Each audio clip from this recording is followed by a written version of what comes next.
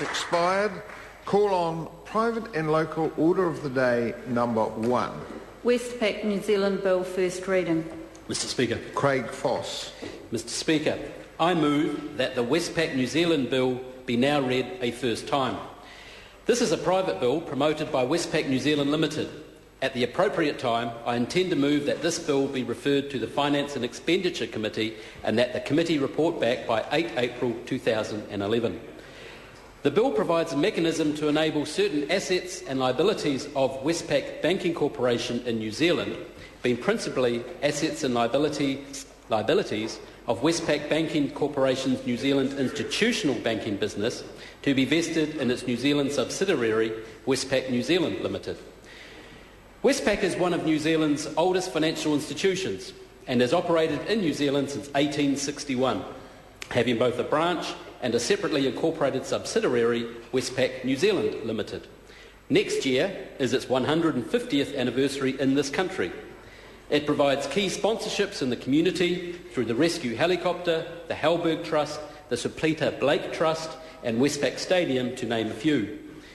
Westpac is one of 4 banks that have dual banking registration in New Zealand. Westpac New Zealand Limited was incorporated and became a registered bank in 2006 in order to comply with the Reserve Bank of New Zealand's local incorporation policy. That incorporation provides that systemically important banks should be incorporated in New Zealand.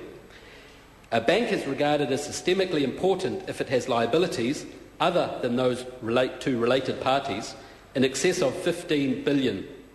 Branches of New Zealand registered banks, such as Westpac Banking Corporation New Zealand branch, have a condition of registration that their external liabilities are not to exceed this amount. The Reserve Bank's local incorporation policy assists the regulator by providing it with greater control over the assets of a bank in the event of a bank failure under New Zealand law. This can help prevent a bank failure from spilling over to the wider financial system and developing into a systemic crisis.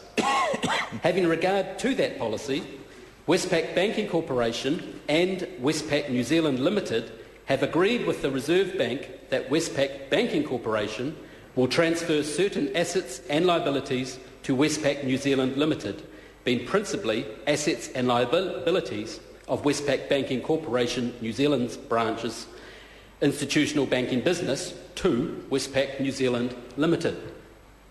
The transfer will mean that Westpac New Zealand Limited will increase in size, which is beneficial in terms of the local incorporation policy, as it will allow the Reserve Bank to have greater control over the assets that are being transferred were there ever to be a failure event. After the transfer, Westpac Banking Corporation's New Zealand branch will retain its financial markets operations. The transfer will reduce the size of the branch and help to ensure that it continues to remain below the threshold going forward. Legislation is the only means by which the assets can be vested in Westpac New Zealand Limited efficiently and economically without disrupting the conduct and continuity of Westpac's banking business.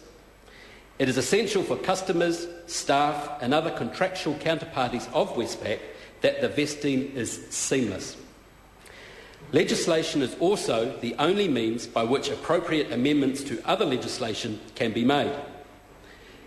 The bill is largely based on the Westpac New Zealand Act 2006.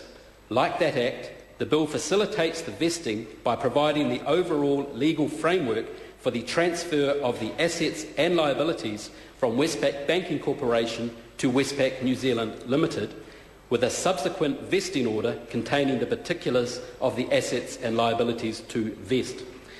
Consideration was given to using the Westpac New Zealand Act 2006, but this was not feasible as that Act was not drafted with the intention of being used for a second vesting.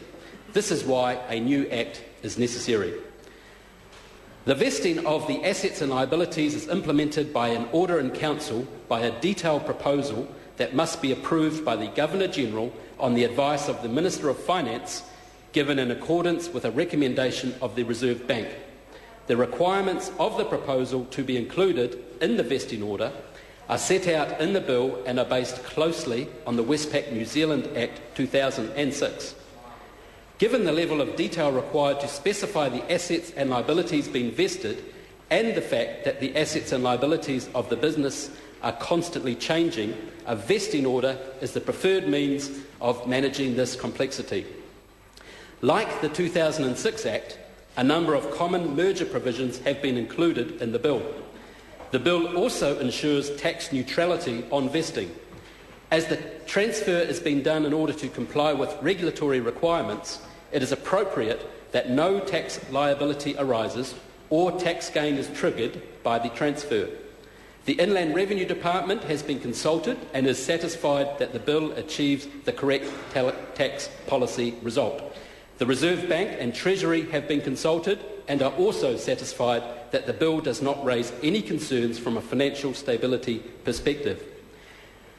New Zealand has a strong and functional banking system. We have all seen this in the way that New Zealand has come through the global financial crisis without the turmoil in the banking sector that has been seen offshore. Having a strong banking system matters.